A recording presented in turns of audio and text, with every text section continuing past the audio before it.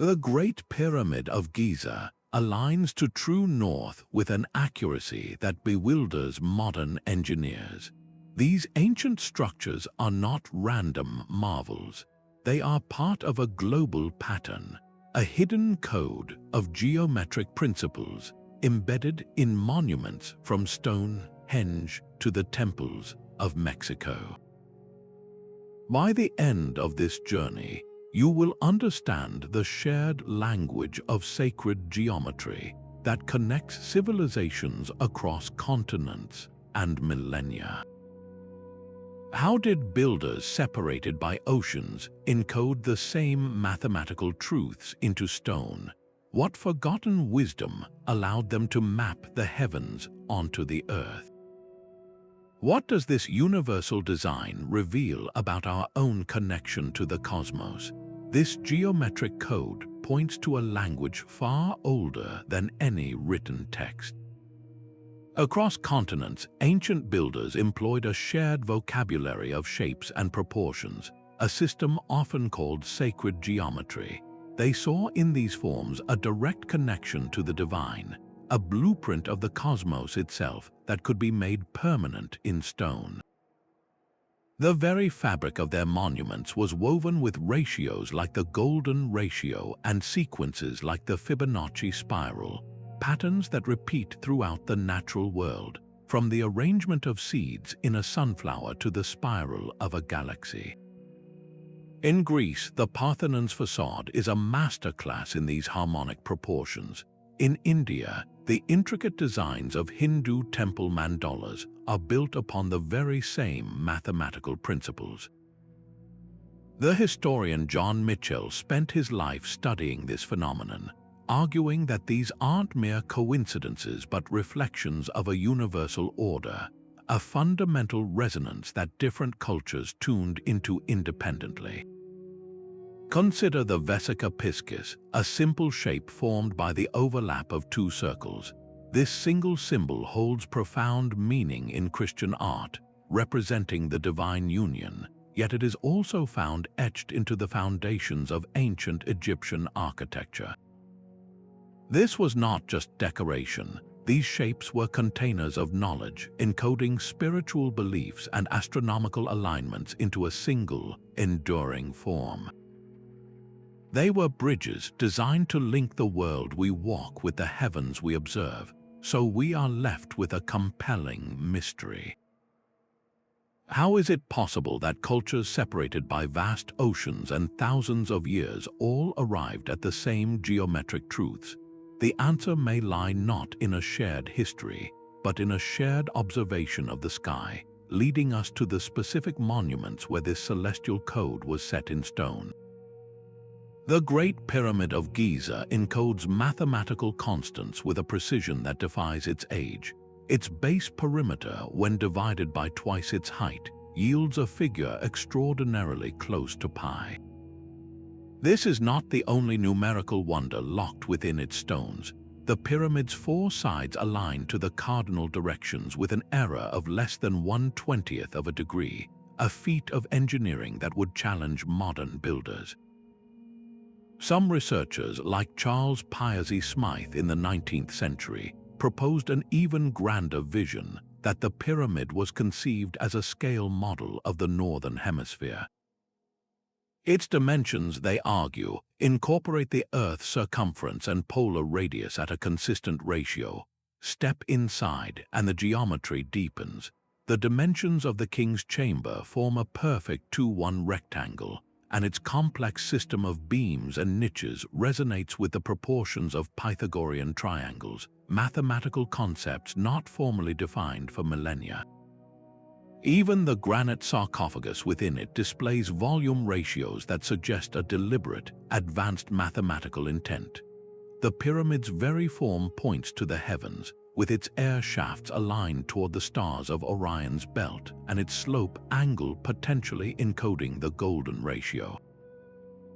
When Napoleon's scientists surveyed the structure during his Egyptian campaign, they were reportedly stunned by the sheer accuracy on display, a precision achieved without theodolites or laser levels. What kind of knowledge did these ancient builders possess to map the earth and sky into a single, monumental structure? This profound understanding of form and cosmos was not confined to Giza alone, but was woven into the very fabric of Egyptian sacred architecture. Across the English countryside, another stone circle captures this celestial conversation with breathtaking clarity. At Stonehenge, the summer solstice sunrise pierces the horizon, its first light sliding precisely between the pillars of the outer Sarsen circle to strike the central altar stone. This event is not a happy accident. It is the result of a geometry so deliberate that the entire monument functions as a massive astronomical computer. The concentric rings of towering stones capped with massive lintels form a perfect circle in plan, a shape that itself represents cosmic unity and the endless cycle of the seasons. Within this outer ring, the inner horseshoe of trilithons frames the rising and setting of the sun and moon at key points in their journeys. Archaeoastronomers like Gerald Hawkins demonstrated that specific alignments between the stones correspond to the solstices and even the more complex lunar standstills, events where the moon reaches its extreme northern and southern positions in the sky. The outer circle of Aubrey holes, those now empty pits surrounding the monument, may have served as a predictive calendar. By moving markers between these holes, the builders could have tracked the years and predicted eclipses, turning the Earth itself into a mechanism for understanding the heavens. The geometry extends even to the overlooked station stones, which form a perfect rectangle. When you draw lines between them, they create Pythagorean triangles, the same 3-4-5 ratio that governs right-angled triangles, a mathematical truth formally documented millennia later. In the 1960s, a pioneering computer analysis of the site's alignments confirmed what many had long suspected, that Stonehenge's design is a complex web of solar, lunar, and stellar sightlines. A modern astronomer might note that the precision required to achieve these alignments, using only rudimentary tools, speaks to a profound and sustained observation of the sky. This was not merely a place of ceremony, but a permanent observatory, a stone embodiment of the cyclical order its builders saw above them. The geometry of Stonehenge, so focused on circles and cycles, connects it to a global pattern of ancient sky watchers. This same drive to map the cosmos in stone would find a powerful and parallel expression an ocean away, in the stepped pyramids of the Americas. The same celestial conversation echoes down the Avenue of the Dead in Teotihuacan, a city so vast its name means the place where men become gods. Here, the Pyramid of the Sun and the Pyramid of the Moon are not isolated landmarks. They are anchors in a grand geometric matrix, positioned in a precise relationship that some researchers believe mirrors our solar system. The entire city, laid out on a grid aligned just 15.5 degrees east of north, appears to be a scaled model of cosmic order. In the 1970s, an engineer named Hugh Harleston Jr. proposed a radical theory after extensive surveys. He suggested that the distances between the city's major structures correspond to the orbital distances of the planets, using a unit of measure he called the standard Teotihuacan unit. If his calculations are correct, the layout of Teotihuacan is a massive, three-dimensional map of our celestial neighborhood. The geometry extends to the angles between structures, which align with the rising and setting sun on specific, significant dates, framing the sun's journey with stone. Mesoamerican scholars note that this precision reflects a core principle of Aztec cosmology, the quadripartite division of the universe. The world was seen as divided into 4 quarters, with a sacred center, a concept physically manifested in the city's strict orientation to the cardinal directions. This was a place built to harmonize the earthly and the divine. At the southern end of the avenue lies the Ciudadela, a vast sunken courtyard whose precise orientation creates a perfect square. Within this complex sits the Temple of the Feathered Serpent, Quetzalcoatl. Its facade is a masterpiece of encoded knowledge, with intricate carvings that may represent more than just mythological figures. Some researchers see in the repeating patterns a potential geometric code related to the cycles of Venus, a planet of immense importance to Mesoamerican cultures. The entire structure feels like a conscious effort to build a permanent terrestrial cosmos. Modern technology has only deepened this mystery. Recent laser scans of the site have revealed a network of hidden tunnels and chambers beneath the pyramids, all aligned with the city's primary geometric axis. This was not haphazard construction.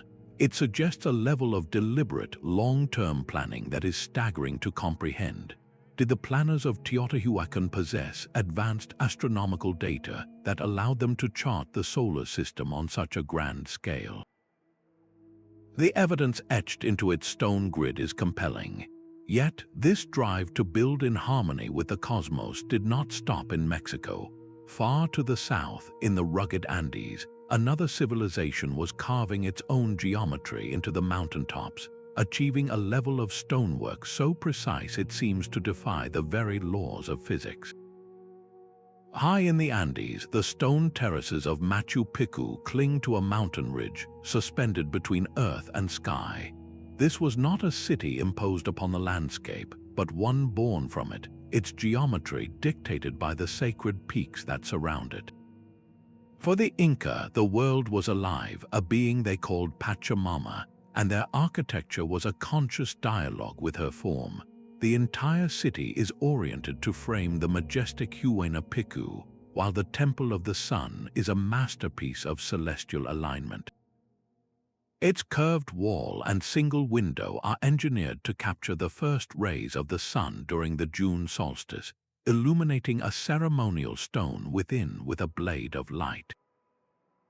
This precise interaction was no accident. It was the physical manifestation of a complex belief system organized by sect lines. From their capital in Cusco, the Inca envisioned the world as a series of imaginary radial lines stretching out to the horizon, connecting hundreds of sacred shrines or huacas in a vast spiritual and geographic web. Machu Picchu was a vital node in this network, its temples, plazas, and water channels positioned according to this sacred geometry. Anthropologist Johann Reinhard spent decades studying these alignments, concluding that the Inca did not simply build on the land, they designed with it, using the natural topography as their primary blueprint. This philosophy is visible in every trapezoidal doorway and window, shapes that are not only remarkably resistant to earthquakes, but are also believed to represent the layered, tiered nature of the Inca cosmos.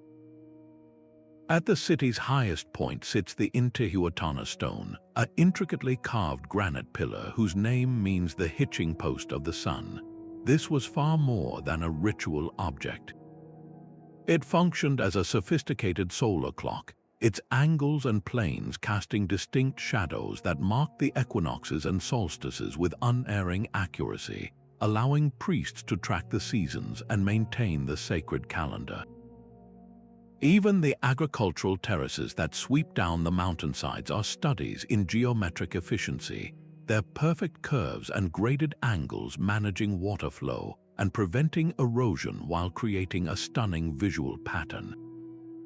When historian Hiram Bingham first glimpsed this site in 1911, shrouded in cloud and vines, he encountered a city frozen in time, its geometric intentions perfectly preserved. The enduring lesson of Machu Picchu is how geography and belief fused into a single architectural language. This profound connection to the natural world, however, was not limited to mountain peaks.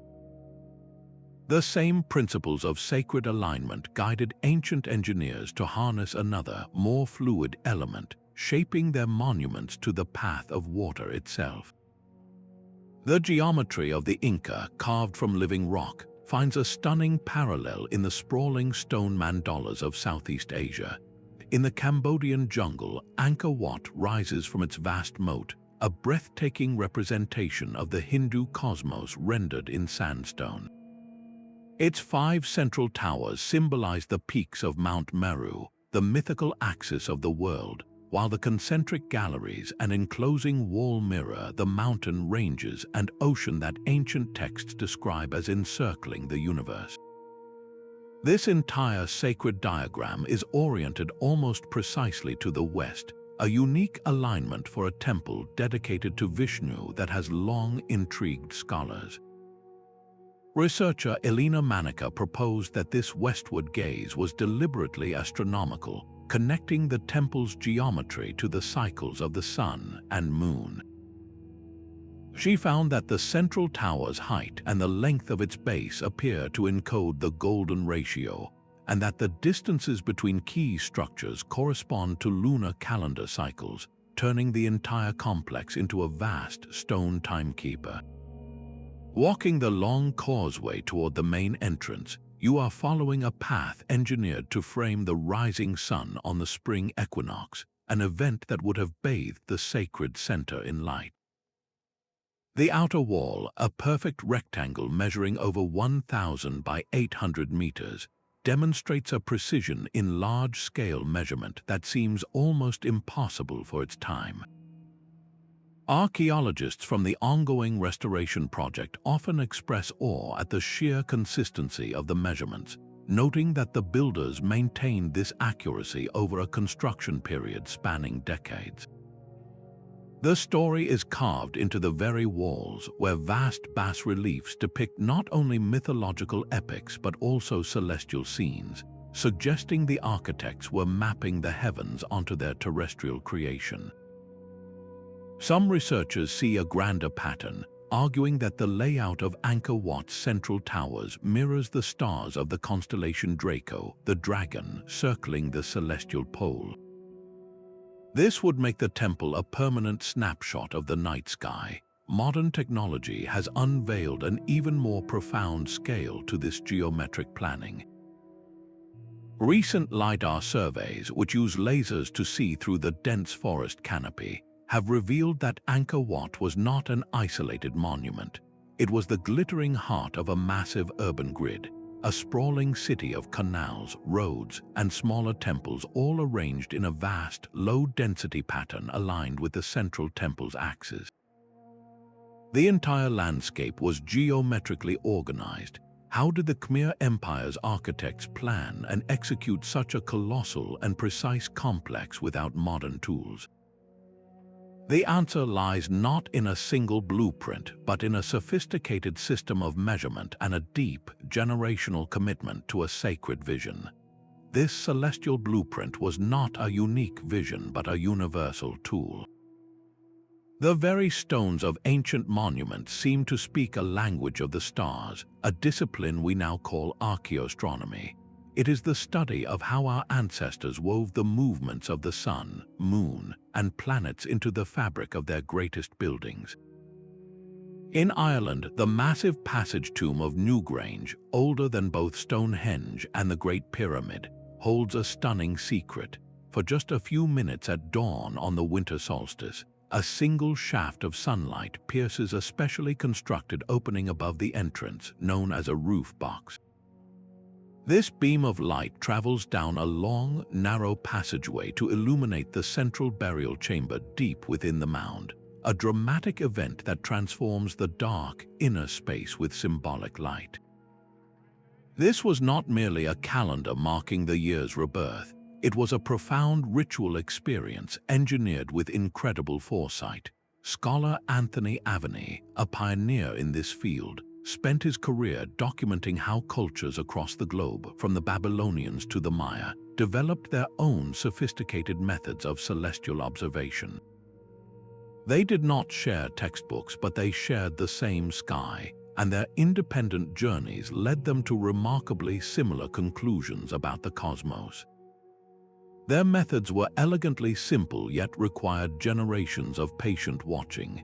They tracked the shifting shadows cast by a solitary gnomon or central pillar to map the sun's changing path. They noted the specific points on the horizon where certain bright stars would first appear after a period of invisibility, marking the seasons for planting and harvest. At Chichen Itza in Mexico, the unusual round tower known as El Caracol, or the Snail, stands as a testament to this dedicated star watching. Its narrow, strategically placed windows are not randomly oriented. Researchers have found that their alignments correspond precisely with the extreme rising and setting points of Venus, a planet that held immense significance in Mesoamerican cosmology, governing warfare and the fate of kings. This structure was a dedicated observatory, a stone instrument for reading the celestial clock. From the plains of Babylon to the jungles of Central America, we see this same human impulse to anchor fleeting celestial events in permanent architecture, to build a bridge between the earthly and the divine. So we are faced with that enduring question: was this intricate understanding of the stars a single body of knowledge that traveled with early humans across the continents? Or was it a truth waiting to be rediscovered by every culture that looked up with wonder? The answer may lie not in the stars themselves, but in the mathematical tools these builders used to translate the sky into stone. The geometry of the heavens required earthly tools to be etched into stone. Without modern instruments, ancient builders relied on an ingenious array of simple yet profoundly effective devices to translate their celestial blueprints into reality. The Egyptian royal cubit, a standardized unit of measure based on the length of the forearm, was the fundamental building block for the pyramids. This consistency in measurement, maintained over centuries, allowed for the staggering precision we still marvel at today. Similarly, in Mesopotamia, the she was a unit of both weight and capacity, revealing a culture that thought in interconnected systems of mathematics and measurement. To lay out perfect right angles for their temples and city walls, Roman surveyors used a device called a groma. This simple tool, consisting of a cross of 4 arms suspended from a pole with plumb bobs hanging from each end, allowed them to sight perfectly straight lines and 90-degree angles across vast distances, plotting out their empire with geometric order. For circles, a simple knotted cord anchored to a central point became a giant compass, capable of defining the massive stone rings of sites like Stonehenge. Ensuring that these structures were true required other clever tools. The water level, a basic principle of physics stating that water always finds its own level, was used to create perfectly horizontal surfaces, even over long spans. The plumb bob, a weighted string that points directly toward the Earth's center, guaranteed that walls rose vertically, defying gravity for millennia. The historian of mathematics Otto Neugebauer spent his life decoding ancient knowledge, most famously from Babylonian clay tablets. His work revealed that scribes in Mesopotamia were performing complex geometric calculations to divide land and track celestial movements, using a base 60 numerical system that still influences how we tell time and measure angles today. This sophisticated understanding was not always written down. On the remote Easter Island, the massive moai statues were arranged in precise geometric patterns along the coastline. Oral traditions suggest that this sacred layout, connecting the statues to ancestral power, was maintained and passed down through generations without a single written word, a testament to the power of memory and tradition in preserving geometric knowledge. The Inca, too, used a unique system for record-keeping called the quipu, a complex assemblage of knotted strings. While their exact meaning is still debated by scholars, many believe these intricate devices were used to record numerical data, including perhaps the measurements and astronomical counts needed to plan their mountaintop cities. Consider the sheer ingenuity of these methods. A knotted cord, a bowl of water, and a weighted string were all that stood between a grand vision and its permanent realization in stone. This practical mastery of form and measurement leads us to the very heart of the mystery, the specific, recurring ratios that these tools were used to create, the universal constants that seem to be written into the fabric of the world itself. This same mathematical harmony is found in a number so elegant it seems to whisper from the very heart of nature. The golden ratio, approximately 1.618, appears with such frequency in art and architecture that it has long been considered a blueprint for beauty. You can see it in the perfect spiral of a nautilus shell, the arrangement of seeds in a sunflower, and even in the swirling arms of distant galaxies. It was in these natural patterns that ancient builders may have first glimpsed a universal principle, a divine proportion they sought to replicate in their most sacred spaces. The facade of the Parthenon in Athens fits almost perfectly within a golden rectangle, its columns and pediments arranged according to this harmonious ratio to create a structure that feels eternally balanced to the human eye.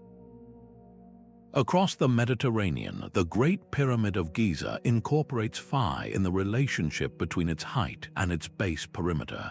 While the exact intent is debated by Egyptologists, the pyramid's seat or slope produces angles that are strikingly close to this golden proportion. This geometric thread stretches across the Atlantic to the Mayan city of Palenque, where the Temple of the Inscriptions demonstrates a facade proportion that resonates with the same ratio, a discovery that modern architects like Le Corbusier later celebrated and incorporated into their own work. How is this ratio derived? One method is through the pentagram, a five-pointed star where the intersection of its lines naturally creates segments in golden proportion to one another. Another is the Fibonacci sequence, where each number is the sum of the two preceding it. As this sequence grows, the ratio between successive numbers gets closer and closer to phi, revealing a pattern of self-similarity where the whole reflects its parts. Mathematicians note that this is what makes the ratio so unique. It is a number that perpetually recreates its own proportions, an echo of infinity. Different cultures approached this constant with their own tools. The Egyptians used their seeked system for pyramid slopes, while Greek sculptors like Phidias employed phi to define the ideal proportions of the human form in statues like the Doriphoros. Centuries later, the architects of the Taj Mahal laid out its sprawling charbagh gardens and the central mausoleum itself using a network of golden rectangles, ensuring that every view from every angle would be inherently balanced and pleasing. Why would cultures with no known contact all gravitate toward this same mathematical relationship? Is it simply because the human brain is wired to find it beautiful, or does its recurrence in their monuments point to something deeper, a shared recognition of a fundamental code written into the cosmos? This pursuit of a universal design principle inevitably leads us back to the original source of all ancient measurement, the relentless and predictable motion of the heavens above. The precise dimensions of the Great Pyramid seem to whisper a secret, one that mathematicians would not formally define for thousands of years. When you take the pyramid's base perimeter and divide it by twice its height, the resulting figure is extraordinarily close to pi, the constant that defines the relationship between a circle's circumference and its diameter. This was not the only advanced mathematical concept these ancient builders appear to have mastered. The same structure, and many others in Egypt, was laid out using perfectly proportioned 3-4-5 triangles, a specific application of the Pythagorean theorem. This precise right-angled triangle was also a fundamental tool for Chinese architects, who used knotted ropes in the exact same 3-4-5 ratio to ensure perfect square angles for their temples and palaces. It is a staggering parallel, a shared geometric truth emerging from two isolated ancient worlds. This foundational knowledge hints at a far deeper understanding of form. At Stonehenge, the very layout presents a classic geometric puzzle known as squaring the circle. The monument's outer Sarsen circle and the inner square formed by its station stones are arranged in a relationship where the perimeter of the square nearly equals the circumference of the circle, a geometric feat that inherently involves pi. In the 19th century, a London publisher named John Taylor became obsessed with the pyramid's proportions. He was one of the first to propose that the Great Pyramid's design was a deliberate encoding of pi, arguing its builders possessed a sophisticated knowledge of advanced mathematics that history had simply forgotten. His work, though controversial, ignited a century of research into the hidden numbers within ancient stone. This numerical encoding may reach into the very fabric of the universe. Some theoretical physicists have pointed to a far more speculative and hotly debated idea that the pyramid's height and the perimeter of its base might also encode the fine structure constant. This fundamental constant of nature governs the strength of electromagnetic interactions between light and matter. If true, even coincidentally, it would suggest the pyramid's dimensions hold a mirror to the core laws of physics. Yet we know this mathematical awareness was widespread. Centuries before the Greeks, Babylonian scribes were calculating the area of circles using a value for pi as 3 1/8, their computations neatly pressed into clay tablets that survive to this day. This was not abstract theory for them, it was practical mathematics for governing cities and surveying land. On the other side of the world, the sprawling complex of Angkor reveals its own celestial constants.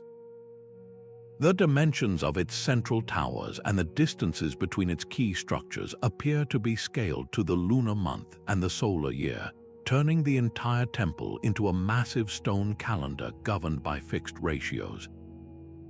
So we must ask, were these intricate encodings the result of deliberate intent by initiated architects, or are they simply the unconscious byproduct of a profound craftsmanship that naturally stumbled upon universal harmonies? Perhaps the answer lies not in the numbers themselves, but in what they represented. For these cultures, mathematics was not merely a tool for measurement. It was a sacred language, a way to give permanent, physical form to the divine order they perceived governing the cosmos. These geometric forms were far more than architectural blueprints, they were a sacred language. In ancient cultures, the circle was never just a circle. It represented the eternal, the cycle of life, death, and rebirth, and the boundless nature of the divine. The square, by contrast, was the symbol of the earthly realm, the four cardinal directions, and the stability of the material world. When a circle was inscribed within a square, or a pyramid rose from a square base to a pointed apex, it was a physical prayer, a bridge built between the human and the heavenly. This symbolic vocabulary was universal. In Hindu tradition, the intricate mandala is a cosmic diagram of the entire universe, used for meditation. Its concentric circles and squares guide the practitioner from the outer layers of illusion toward the sacred center of enlightenment. Gothic cathedrals in Europe employed this same symbolic geometry, with the great rose window, a perfect circle, often set within the square facade of the west front, representing the infusion of divine light into the earthly church. The very floor plan of these cathedrals, forming a cross, oriented the faithful not just geographically, but spiritually. Anthropologists who study ritual spaces note a near-universal emphasis on symmetry, a balance that seems to echo a deep human longing for order and harmony in the cosmos. This drive to depict creation itself through form is visible in the massive ziggurats of Mesopotamia. These stepped pyramids were not merely temples, they were artificial mountains, their 7 tiers symbolizing the 7 known planets or the 7 levels of heaven, a stairway for priests to ascend closer to the gods. We see this same symbolic language in recurring patterns across the globe. The flower of life, a complex pattern of overlapping circles, appears etched into the stones of the Temple of Osiris in Egypt and carved into ancient Celtic monuments. This single symbol, depicting the fundamental geometry of creation, seems to have been a shared visual concept across continents. Similarly, the labyrinth, a single winding path leading to a center, served as a spiritual tool for inner journeying.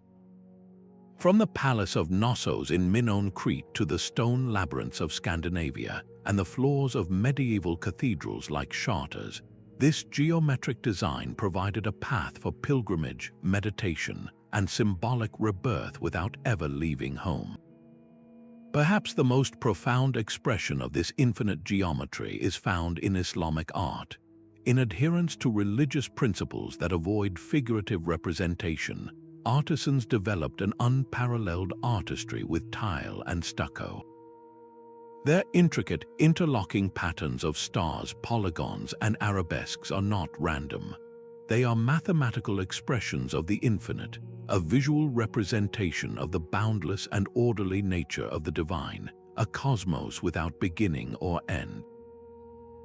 These patterns, which repeat and radiate with perfect symmetry, were designed to draw the viewer into a state of contemplation, to lose oneself in the endless complexity of a single, unified truth. Every spiral, every intersecting line, and every balanced proportion in these ancient sites was a deliberate act of world-building. They were not just constructing walls, they were mapping meaning onto the chaos of existence, creating focal points where heaven and earth met. This shared symbolic language raises a compelling question. How did such specific and complex ideas travel across vast deserts and oceans to appear in cultures separated by millennia? The answer may lie not in a single source, but in the slow, deliberate movement of ideas along the trade routes that first connected our world. This question lies at the heart of the mystery. Did this shared geometric language spread across the globe through ancient trade? Or was it born separately in the minds of isolated cultures, a universal truth waiting to be found? The evidence presents a fascinating puzzle. Consider the uncanny similarities in pyramid construction. Both the Egyptian pyramids and the massive structures at Teotihuacan are meticulously aligned to cardinal directions with stunning precision. Both cultures, separated by an ocean and millennia, chose the pyramid form to reach toward the heavens, embedding complex mathematics into their very slopes. Does this point to a shared teacher, a lost global civilization as proposed by writers like Graham Hancock, whose theories suggest a common, advanced source for this knowledge? Or does it reveal something fundamental about the human mind? Mainstream archaeology often champions the theory of independent invention.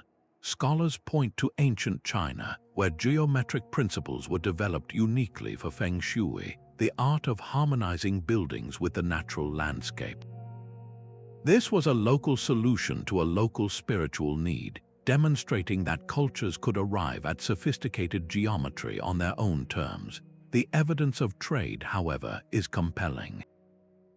Archaeologists tracing the movement of artifacts note that ideas could have traveled along vast, interconnected routes like the Silk Road, or even earlier, through daring maritime voyages across the oceans.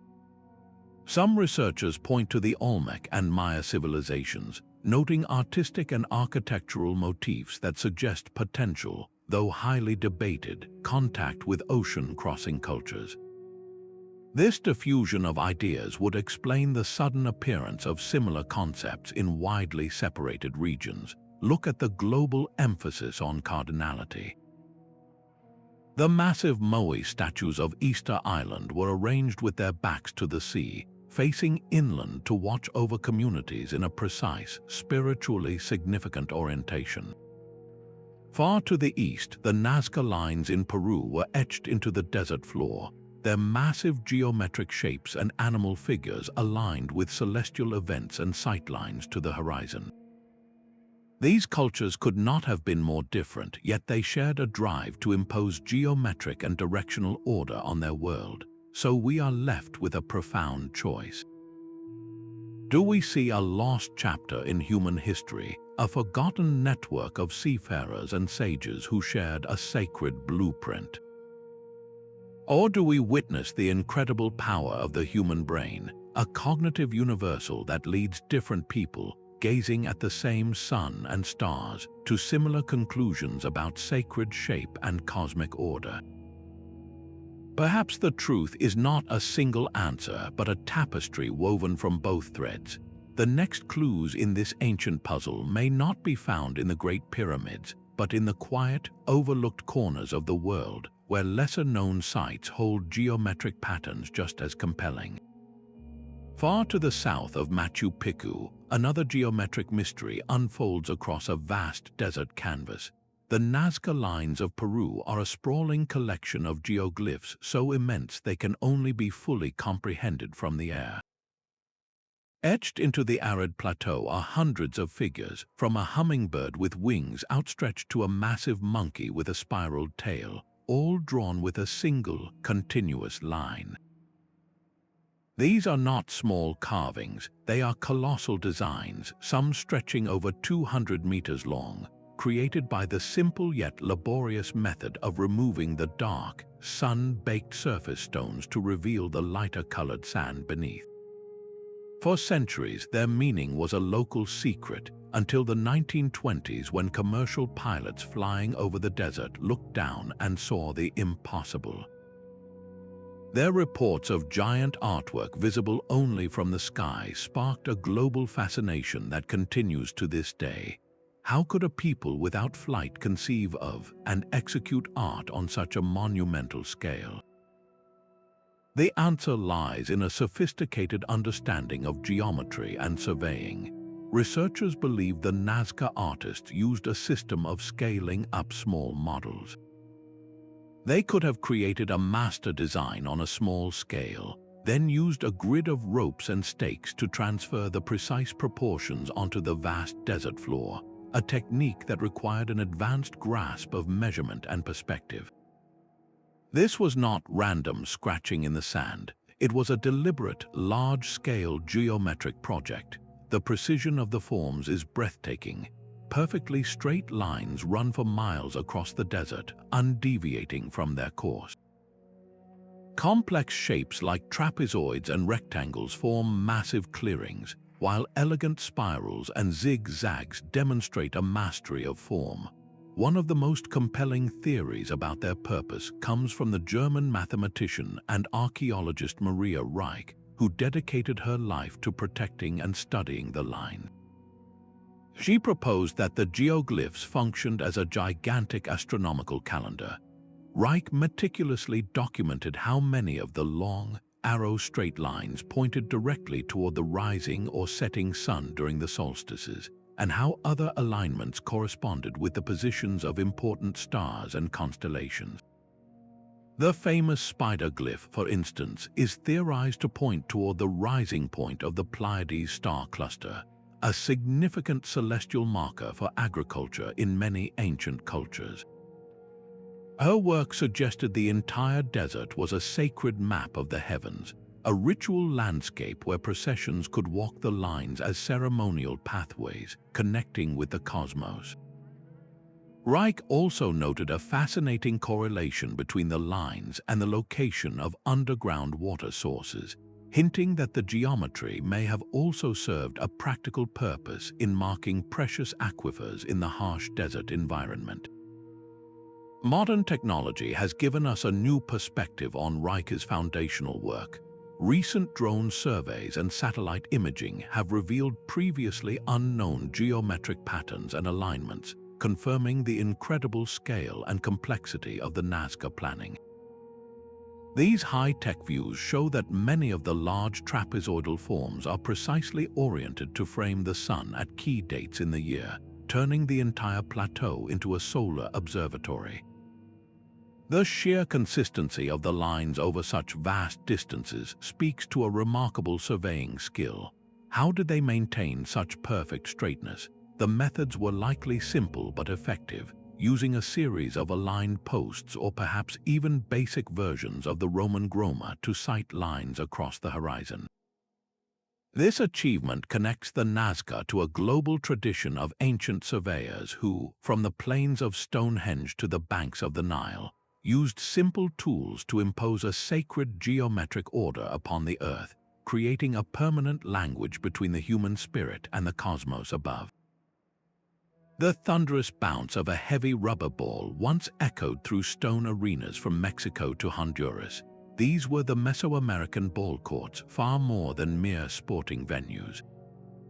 Their precise eye-shaped layout, with two parallel walls flanking a long central alley, was a sacred form of geometry, a symbolic representation of the cosmos itself. The entire court was often seen as a portal to the underworld, with the two end zones representing the realms of the living and the dead. High on the walls, stone rings were mounted, their circular forms perhaps symbolizing the celestial gateway the sun passed through each day. The game played here was a profound ritual, a reenactment of the mythic battle between day and night, where the ball itself represented the sun on its perilous journey across the sky. The movement of the ball, kept in constant motion by players using their hips and elbows, mirrored the sun's own path, a cosmic struggle played out on a geometric stage. The dimensions of these courts were not arbitrary. Researchers have found that their proportions frequently encode specific geometric ratios, with the length of the central alley often relating to its width in ways that reflect solar cycles and the sacred calendar. Mayan epigraphers, scholars who decode ancient inscriptions, point to the recurring use of the numbers 13 and 20 in court design. These were foundational numbers in the Mesoamerican worldview, representing the layers of heaven and the sacred count of days, woven directly into the architecture to sanctify the space. This celestial connection was made physical through precise alignments. At the Great Court in Chichen Itza, the massive playing field is oriented so that the Western Temple is bathed in the last light of the equinox sun, a dramatic alignment that would have imbued the game with immense spiritual power during these pivotal moments of the year. The geometry of the court extended even to the realm of sound. The parallel stone walls create a remarkable acoustic phenomenon known as a whispering gallery. A single clap or spoken word at one end of the court can be heard clearly at the other, a distance of over 100 meters. Some researchers suggest this effect was intentional, used to amplify ritual chants or to mimic the sound of the sacred Quetzal bird, whose call was believed to be a bridge between worlds. The antiquity of this sacred sport is staggering. Deep in the sweltering Gulf Coast jungles, archaeologists uncovered solid rubber balls in Olmec sites dating back over 3,000 years. This discovery confirms that the game, and the profound cosmology it represented, was a cornerstone of Mesoamerican life for millennia. Every bounce of that heavy ball, every calculated pass through a stone ring, was an act of geometry that connected sport, spirituality, and the cosmos into a single, unified experience. This intricate blending of sacred design and public space was not confined to ritual arenas. The same geometric principles that governed the ball court were scaled up to shape the very cities that surrounded them, revealing a master plan for harmonizing entire communities with the universe. The same geometric principles that shaped temples and observatories were scaled up to define entire cities, creating urban landscapes that were themselves vast instruments of harmony. In the Indus Valley, the ancient metropolis of Mohenjo-Daro was laid out with a rigid orthogonal grid, its streets intersecting at perfect right angles to form uniform city blocks.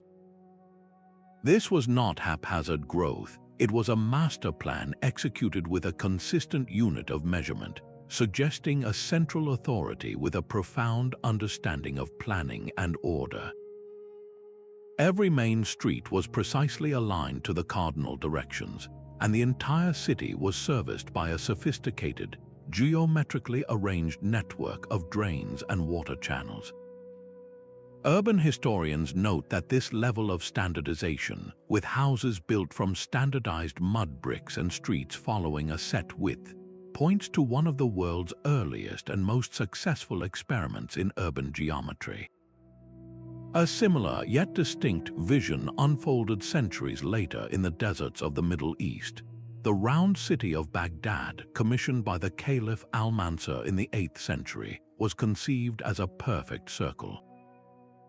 This radial plan, with its concentric ringed walls and 4 gates pointing toward the cardinal directions, was a geometric expression of the universe, with the Caliph's palace and Grand Mosque positioned at the very center of the cosmic diagram. The city's circular form was both a defensive innovation and a powerful spiritual statement, its geometry reflecting a belief in the perfection of the circle as a symbol of divine unity. This stands in stark contrast to the sprawling rectangular grid of Teotihuacan, yet both cities used their geometric layouts to impose a sacred order upon the human world. The Romans, master engineers of empire, imposed their own geometric will upon the landscape with the Cardo and Decumanus. These 2 main cross streets, laid out at right angles, formed the foundational axis of every new Roman city.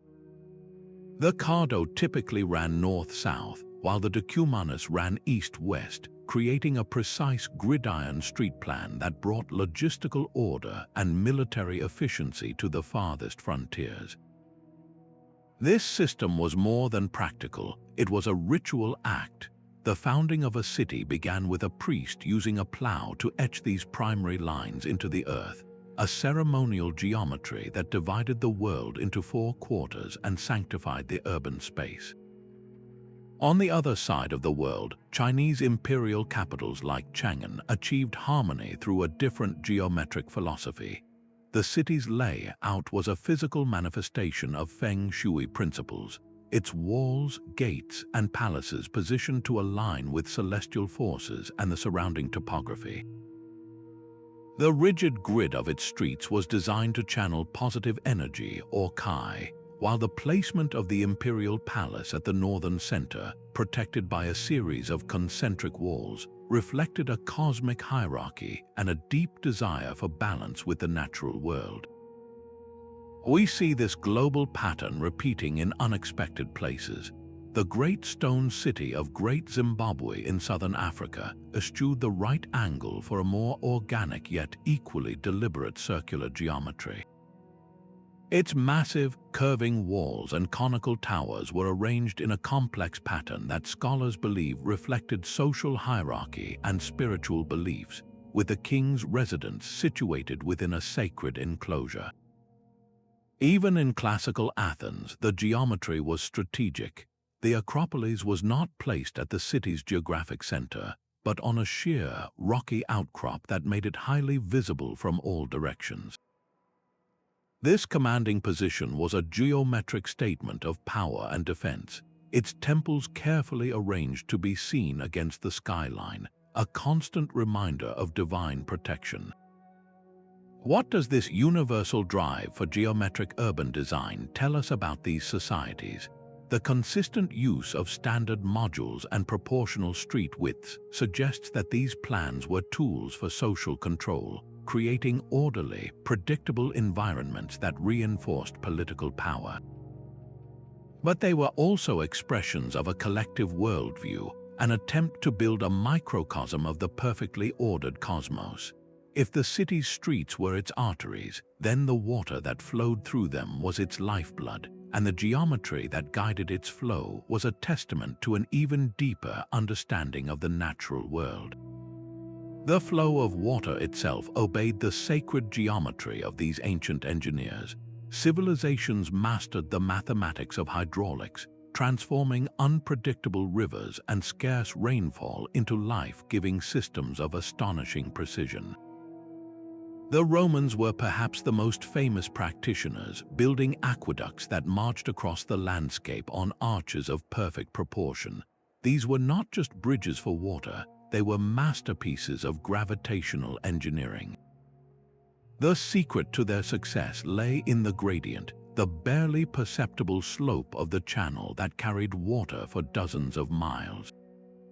Roman engineers calculated this slope with meticulous care, often achieving a decline of just a few inches every 100 feet, a feat that required an advanced understanding of geometry and leveling to maintain a constant, gentle flow from the mountain springs to the heart of the city.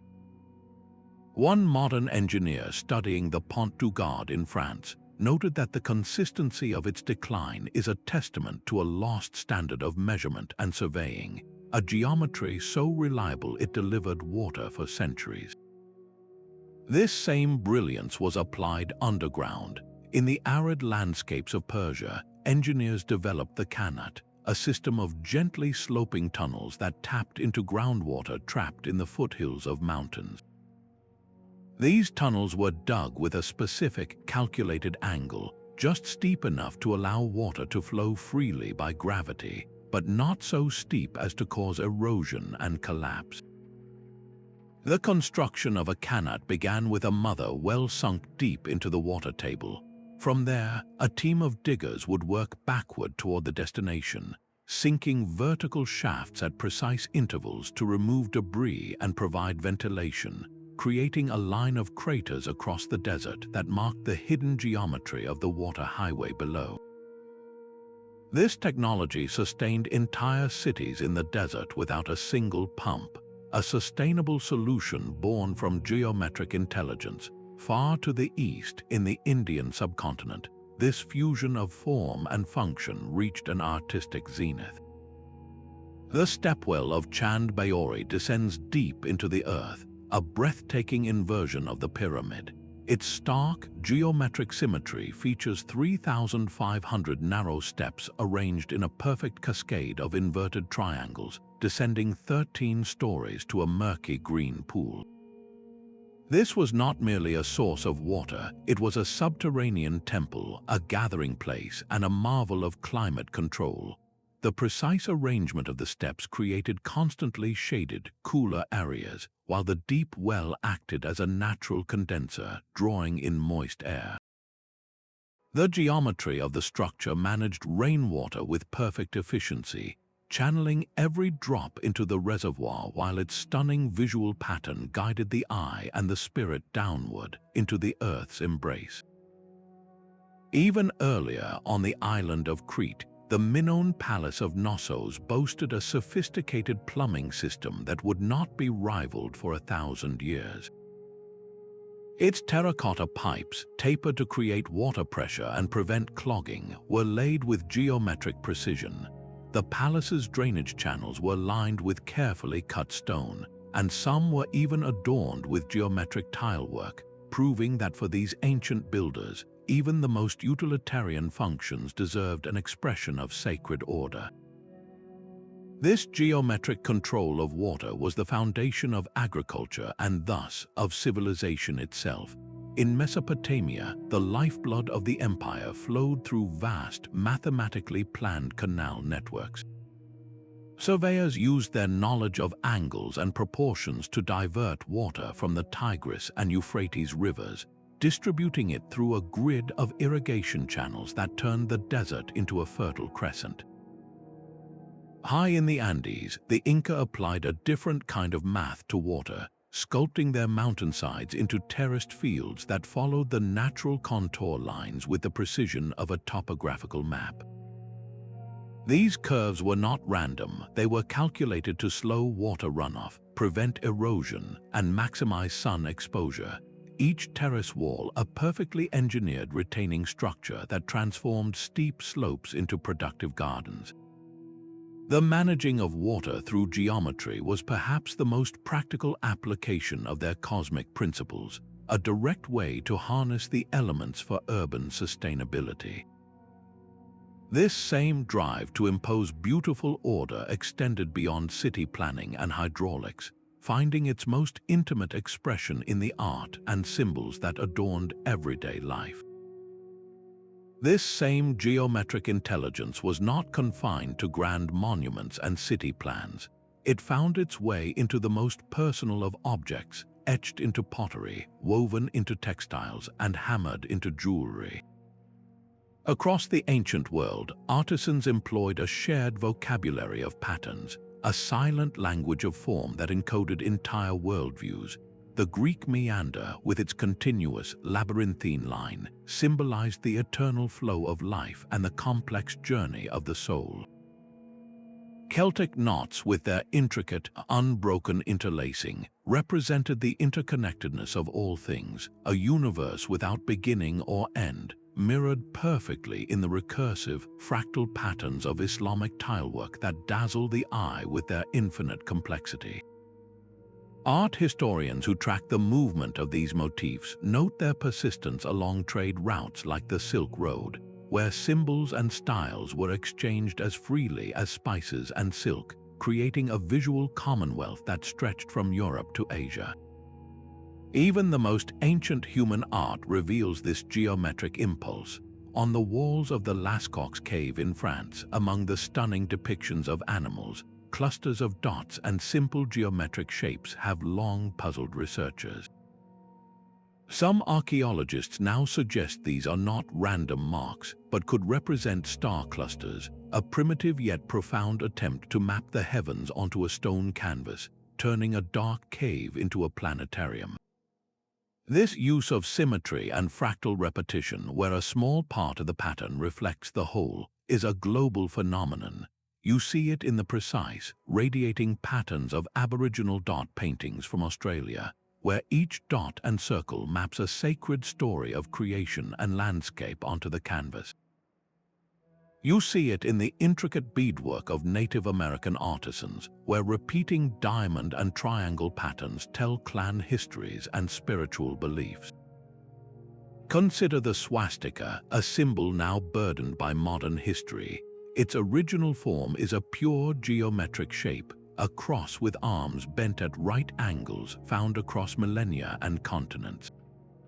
In Hindu and Buddhist traditions, it is a sacred symbol of well-being and the sun's path through the heavens, often featured in mandalas. In ancient Native American art, from the Hopi to the Navajo, the same spinning cross pattern appears on pottery and textiles, representing the four winds, the circling seasons, or a migrating bird. Its independent appearance in such disparate cultures raises a profound question. Why would the human mind, left to its own devices in isolation, repeatedly arrive at the same set of spirals, meanders, and symmetrical crosses? Is there a shared neurological template for beauty and order, a deep-seated cognitive preference for these harmonious forms that connects us all? This universal appeal suggests that geometry was more than just a tool for building. It was the very syntax of a forgotten language, a way to encode knowledge, belief, and a map of the cosmos into the very artifacts of daily life, preparing the ground for its most daring application, the preservation of entire systems of knowledge without a single written word. These stone libraries held more than just spiritual meaning. They preserved complex data in their very proportions. The theory that ancient monuments acted as permanent repositories of knowledge suggests their geometry was a form of code, a way to safeguard mathematical constants, astronomical cycles, and historical records against the erosion of time. Imagine a civilization's entire understanding of the cosmos, not written on fragile parchment, but etched into the immutable angles of a pyramid or the alignments of a temple. This was a hard drive carved from granite, designed to last for millennia. In the Temple of Hathor at Dendera, Egypt, a stunning bas-relief known as the Dendera Zodiac offers a glimpse into this practice. This intricate circular map of the night sky does not merely depict the constellations. It encodes the precession of the equinoxes, the slow, 26,000-year wobble of Earth's axis.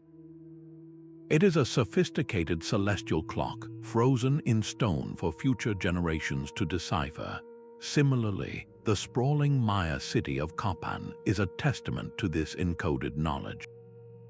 The entire urban layout, from the position of its stelae to the angles of its ball court, is thought to be a physical manifestation of the long count calendar, a complex system for tracking vast cycles of time. Researcher Robert Bovell famously proposed the Orion correlation theory for the Giza Plateau, suggesting that the arrangement of the three main pyramids mirrors the stars of Orion's belt as they appeared in the sky around 10,500 BCE. He argued this was not a snapshot of a single era, but a deliberate encoding of a specific epoch, a way of marking a foundational moment in their history using the unchanging language of the stars. The geometry of these structures may have stored even more practical information. The consistent dimensions of the Great Pyramid, for instance, could have preserved a highly accurate unit of linear measure, the royal cubit, ensuring it would not be lost or altered over centuries. The harmonic proportions of Greek temples might encode ratios related to musical intervals and planetary orbits, turning a building into a multi-layered data storage device. These sites likely functioned as immersive educational tools for initiates. A student priest or astronomer would not simply be told about the solar year. They would walk a processional way designed so that the sun's light would strike a specific point only on the equinox.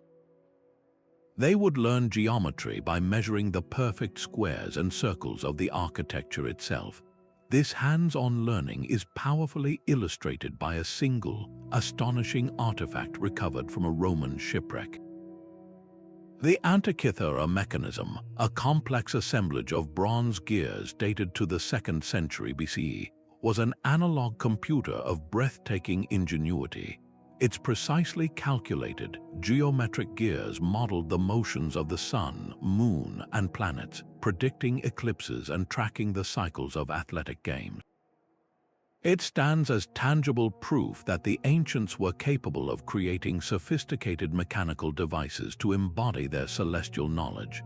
This single device bridges the gap between the abstract geometry of a temple and a working model of the cosmos.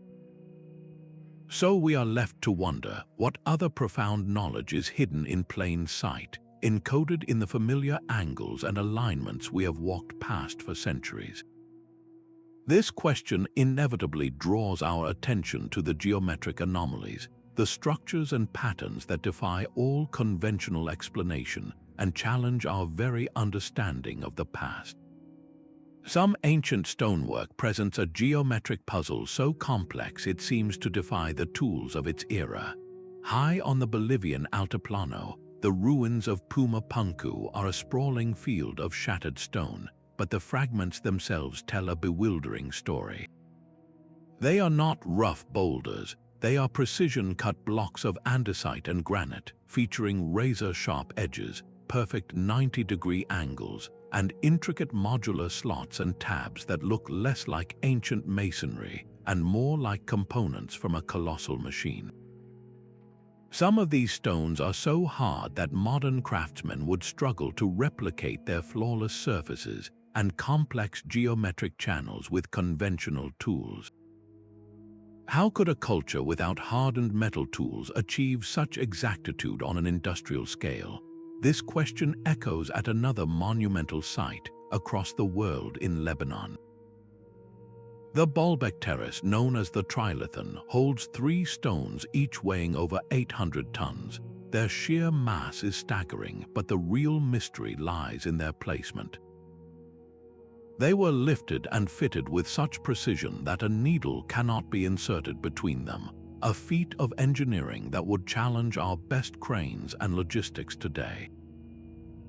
Archaeologists working at the site acknowledge the immense effort required, suggesting the Romans who built the temple above may have utilized a sophisticated system of ramps and levers we have yet to fully comprehend.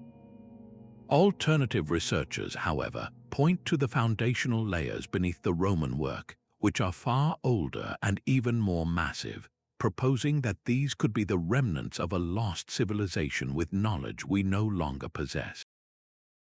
The debate between mainstream archaeology and alternative theory is a constant hum in the background of these places. It asks us whether we are looking at the pinnacle of known human capability or the faded fingerprint of something else entirely.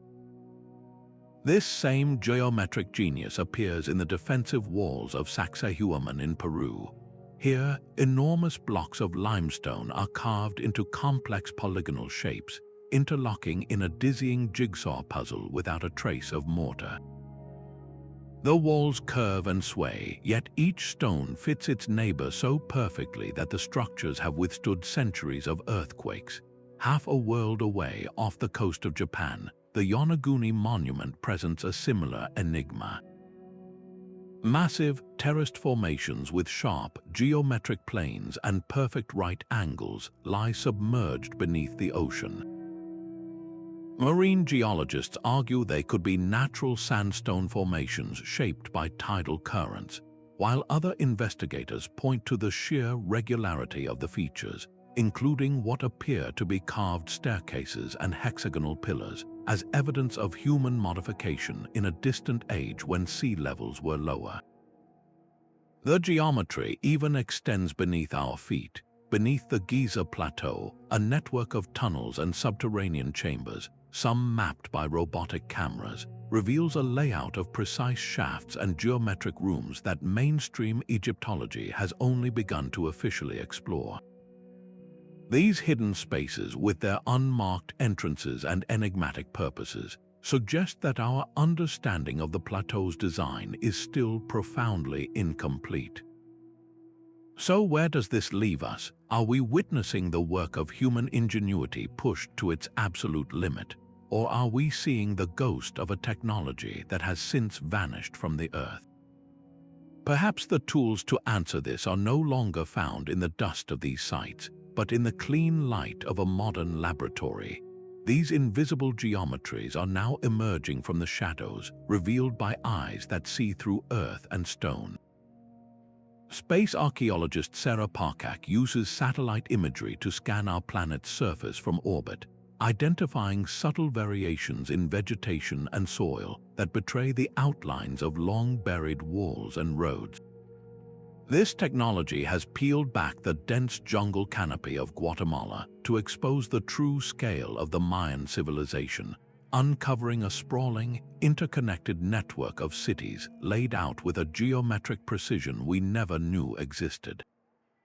Entire urban grids, complete with causeways and reservoirs arranged in perfect alignment, have been mapped, revealing a civilization that organized its entire world according to a sacred plan. In the Amazon, what appeared to be untouched wilderness is now known to contain massive geometric earthworks, vast circles and squares etched into the ground, suggesting a complex, previously unknown society that shaped its environment on a grand scale. Back on the ground, tools like LiDAR, which fires millions of laser pulses from an aircraft, create a high-resolution, three-dimensional map of the terrain, digitally stripping away the forest to show us the geometric skeleton of the land beneath. Ground-penetrating radar sends pulses of energy into the earth, painting a picture of buried foundations and hidden chambers, revealing the full geometric extent of sites we thought we understood. Perhaps the most startling revelations come from inside the monuments themselves. The International Scan Pyramids project employed muon tomography, a technique that uses cosmic rays to peer deep into solid stone. These subatomic particles pass through empty space but are absorbed by denser material, allowing scientists to create an X-ray-like image of the pyramid's interior. This is how they discovered the Big Void, a massive, previously unknown chamber deep within the Great Pyramid, a hidden geometric space that had been sealed for millennia. What does its precise placement within the structure's design mean? The mystery only deepens. Digital modeling then takes this raw data and breathes life back into ruins. By scanning every angle of a collapsed temple, software can reconstruct its original form, calculating the precise angles and proportions intended by its architects. We can now virtually walk through a site as it stood thousands of years ago, understanding the geometric harmony between its plazas, pyramids, and surrounding landscape. Even the controversial concept of ley lines, those hypothetical straight alignments connecting ancient sites across the British countryside, can be analyzed with new rigor using geographic information systems to test for statistical significance. Technology is not providing easy answers, but it is giving us better questions, bridging the gap between our modern curiosity and the silent, stone-coded knowledge of the past. These digital discoveries, however, have ignited a fierce debate about what these patterns truly mean, forcing us to confront the limits of our own interpretation. These geometric patterns are not accepted by everyone as intentional blueprints. A deep division exists within the academic world, a quiet war fought over the meaning of ancient stones. On one side are mainstream archaeologists who urge caution, pointing out that patterns can emerge by chance. They argue that finding the golden ratio in the Great Pyramid might be a coincidence of its proportions, not a deliberate encoding of phi. An Egyptologist might state that many so-called alignments are subjective, and that later cultures often modified sites, obscuring their original intent. They see the work of alternative historians as a search for mystery where none exists, a refusal to accept the incredible yet entirely human achievements of our ancestors. This skepticism extends to sites like the so-called Bosnian pyramids, where a natural hill formation is claimed to be the world's largest geometric structure. Mainstream science dismisses this, with geologists presenting evidence that the shapes are entirely geological, not archaeological. The debate highlights a fundamental question: where does open-minded inquiry end and wishful thinking begin? This conflict is not merely academic, it carries real-world consequences. The push to prove geometric theories has sometimes led to excavations at sites local communities consider sacred. The ethical dilemma is profound. Should we dig into a revered landscape to search for mathematical patterns, potentially disrupting cultural heritage in the name of discovery? A researcher defending geometric analysis might counter that traditional archaeology is too quick to dismiss the sophistication of ancient minds, that their work is about restoring a lost chapter of human intelligence. They argue that the sheer consistency of these geometric principles across continents cannot be ignored. This tension between established science and radical reinterpretation entered the modern era with the Georgia Guidestones, a granite monument erected in 1980 with precise astronomical alignments. Its geometric design, intended as a message for a future age, quickly became a magnet for conspiracy theories, showing how easily sacred geometry can be misunderstood or weaponized in the public imagination. How do we navigate this divide? The challenge is to balance a genuine sense of wonder with a disciplined demand for evidence, to honor the mystery of the past without surrendering to pure speculation. The legacy of these geometric discoveries, therefore, is not just a set of measurements, but a mirror held up to our own time, reflecting our deep desire to find order and meaning in the works of those who came before us. The rediscovery of these ancient proportions ignited a cultural fire that has burned for centuries. Leonardo da Vinci's Vitruvian Man is perhaps the most iconic fusion of art and this geometric tradition, a human form perfectly inscribed within a circle and a square. This drawing was not merely an anatomical study. It was a powerful statement that the same mathematical harmony governing temples and pyramids also resided within the human body itself. This idea resonated through the Renaissance and never truly faded. In the 1960s and 70s, the rediscovery of these principles fueled a new age movement that saw ancient sites not just as monuments, but as living energy vortices. Proponents suggested that the precise geometry of Stonehenge or the Great Pyramid could focus subtle earth energies, transforming them into places of healing and spiritual power.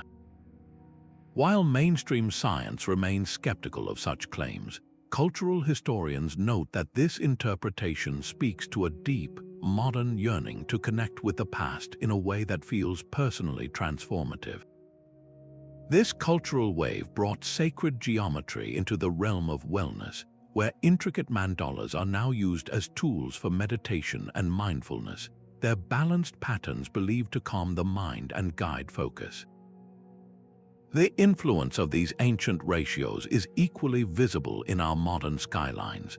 Contemporary architects often employ the golden ratio to design everything from sleek skyscrapers to the spiraling forms of art museums, seeking that same timeless balance that the ancients encoded in stone.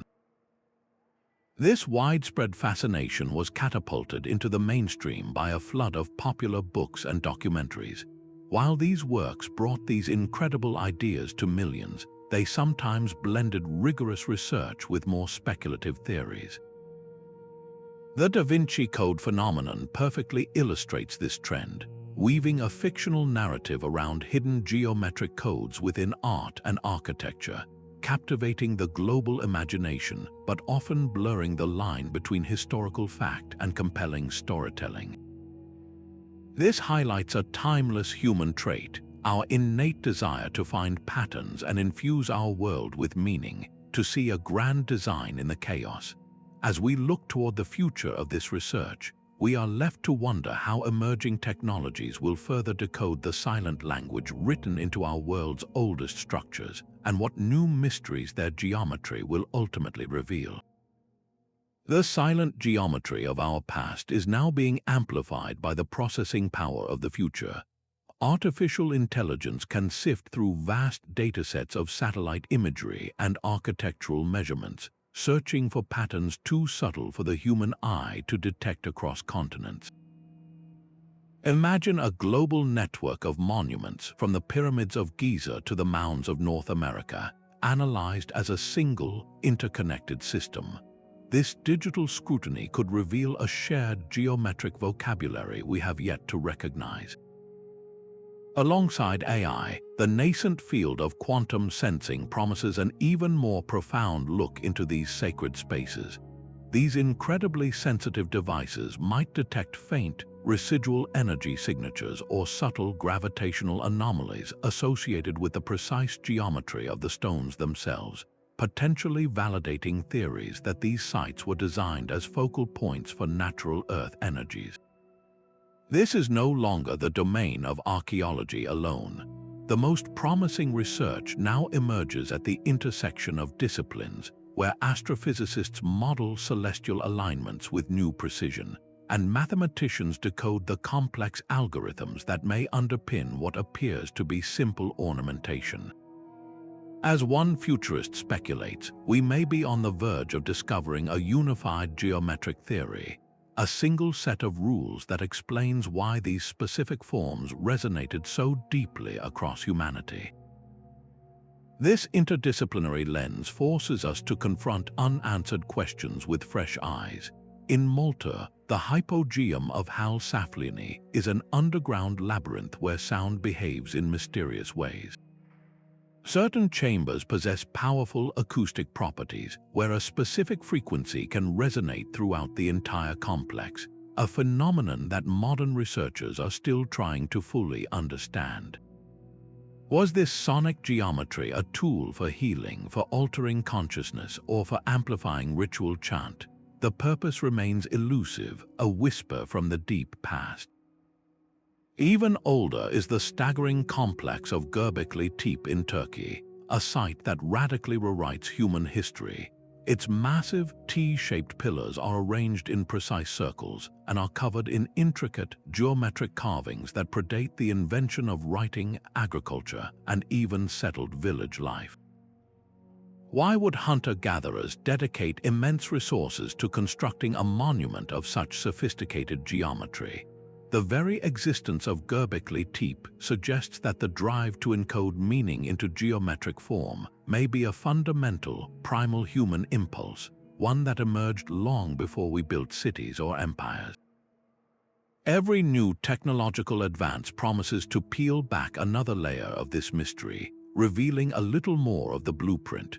The greatest discovery may not be a single lost chamber or a hidden alignment, but a deeper understanding of the human mind itself and its timeless desire to find order in the cosmos. This ancient pursuit of harmony through geometry is not merely a historical curiosity. It offers profound, practical lessons for our own fractured world, suggesting that the principles which guided the construction of timeless monuments could also help us build a more balanced future. The enduring legacy of ancient geometry is not confined to the past. It speaks directly to our modern quest for sustainability and harmony. We now look to the same principles that align the pyramids to the stars to design buildings that harvest sunlight, reducing our reliance on artificial energy. This passive solar alignment, a technology perfected millennia ago, is a cornerstone of contemporary green architecture. Ancient water management offers another profound lesson. The gentle, gravity-fed gradients of Roman aqueducts and the subterranean geometry of Persian qanats are being revisited by ecological engineers. These systems achieved a perfect, sustainable balance with their environment, managing a precious resource without pumps or fossil fuels, a model for restoring our own watersheds and combating desertification. The very proportions of sacred spaces designed to evoke a sense of peace and unity are now studied by urban planners seeking to design communities that foster well-being over mere efficiency, creating neighborhoods that feel inherently balanced and human-centered. Architects looking toward a resilient future are turning to the most durable structures from our past. They study the interlocking, polygonal stonework of Inca walls at sites like Sacsayhuaman, which have withstood powerful earthquakes for centuries. The genius of their flexible, mortar-free joints offers a blueprint for modern seismic design, proving that stability can be achieved through intelligent geometry rather than just mass and rigid materials. This ancient wisdom extends into the classroom, where geometry serves as a perfect bridge between disciplines. A single lesson on the golden ratio can weave together the history of the Parthenon, the biology of a nautilus shell, and the mathematics of the Fibonacci sequence, fostering a holistic understanding that our modern, specialized education often lacks. This interdisciplinary approach finds its ultimate expression in biomimicry, where we look to nature's own ancient geometry for solutions. The efficient hexagonal pattern of a honeycomb inspires stronger, lighter materials for everything from aerospace to packaging. The brilliant fractal branching of a tree's limbs or a river delta informs the design of more resilient distribution networks for power and water. We are learning that the forms nature has perfected over eons are often the most efficient and sustainable.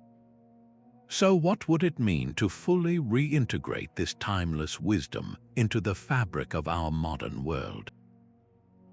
Could the same geometric principles that created spaces for spiritual contemplation help us design cities that alleviate the anxiety and isolation of contemporary life? Might the long-term perspective of the pyramid builders who planned for millennia guide us toward more durable and forward-thinking infrastructure? Reconnecting with this ancient language is not about abandoning progress, but about enriching it with a deeper, more resonant intelligence. The stones have been speaking for thousands of years, offering a blueprint not just for building, but for living in balance. The final compelling insight is that this geometric code may be the most valuable inheritance we have neglected, a key waiting in plain sight to help us build a wiser, more harmonious future.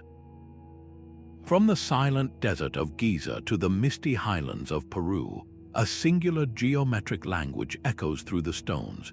We have traced this code from the Great Pyramid's celestial alignments to Angkor Wat's cosmic mandalas, and from Stonehenge's solar computer to the Nazca's sprawling desert glyphs.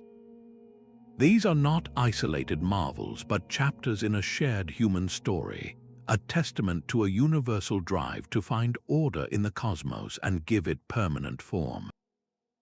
This hidden architecture reveals a world where science and spirituality were one, where the movement of the stars dictated the angle of a wall, and a mathematical ratio was a direct glimpse into the mind of the divine. The most enduring mystery is not just the how, the staggering logistical feats achieved with simple tools, but the why. Why did cultures separated by oceans and millennia all choose to encode the same geometric truths into their most sacred spaces? The answer points to a profound interconnectedness, a collective human intuition for the harmonies that underpin our universe.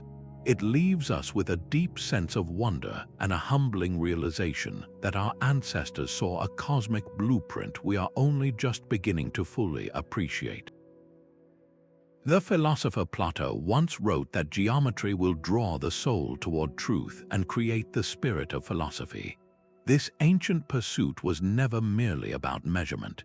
It was a spiritual and intellectual journey to understand our place within an ordered whole.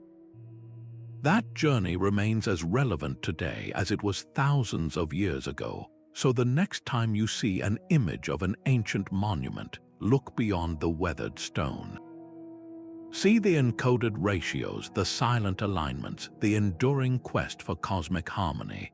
We would love to hear your thoughts. Which of these geometric mysteries resonates most with you? Share your own experiences or reflections in the comments below and join our community of curious explorers. Thank you for joining this geometric odyssey through time. If these historical mysteries that reshape our understanding of the past intrigue you, please subscribe for more deep dives into the forgotten wonders of our